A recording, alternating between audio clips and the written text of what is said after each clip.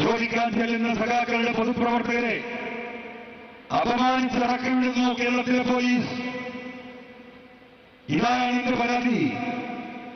ഈ വിഷയവുമായി ബന്ധപ്പെട്ട അന്വേഷണത്തിലാണ് ഈ കള്ളക്കടത്ത് സംഘത്തിന്റെ ഈ സ്വർണം മോഷ്ടിക്കലും പൊട്ടിക്കലും ഉരുക്കലും വിൽക്കലുമൊക്കെ ശ്രദ്ധയിലേക്ക് വരുന്നത്.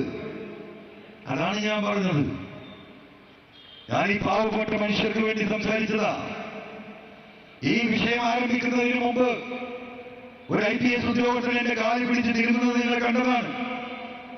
25 വർഷം നിങ്ങളുടെ അടിമയായി ഞാൻ ജീവിക്കാം, ഈ കേസ് നമ്മൾ രക്ഷപ്പെടുത്തി തന്നാൽ മതി. എന്താ കേസ്? ഒരു 10,000 രൂപയുടെ മരം കെട്ടത് ക്യാമ്പ് ഓഫീസിൽ നിന്ന്. ഞാൻ കൂടെ നിന്നോ? അത് കഴിഞ്ഞ് ഈ അന്വേഷണവുമായി കൊടുത്ത പരാതിയുടെ അടിസ്ഥാനത്തിൽ സുജിത് ദാസിനെ സസ്പെൻഡ് ചെയ്തു. ജില്ലാ പോലീസ് സൂപ്രണ്ടായിരുന്ന ശശിധരനെ സ്ഥലം മാറ്റി. 8ഓളം DYSPമാർക്ക് ട്രാൻസ്ഫർ ഓർഡർ വന്നു. ഇവിടെ നിൽക്കുന്ന പത്രപ്രവർത്തകരെല്ലാം റിപ്പോർട്ട് ചെയ്തു. എന്താണ് റിപ്പോർട്ട്? ആഭ്യന്തര വകുപ്പിൽ PV എൻവറിന്റെ സ്വാധീനം, അല്ലേ? എനിക്കതിലങ്ങോട്ട് ആറാടിപ്പോയ പോലായിരുന്നു.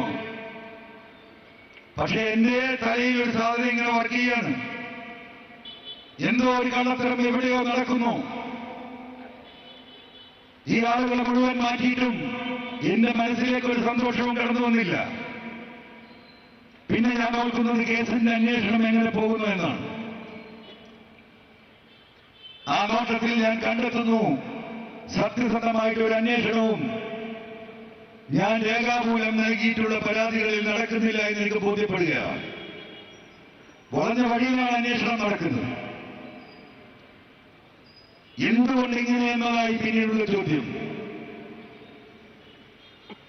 അപ്പോ എന്നെ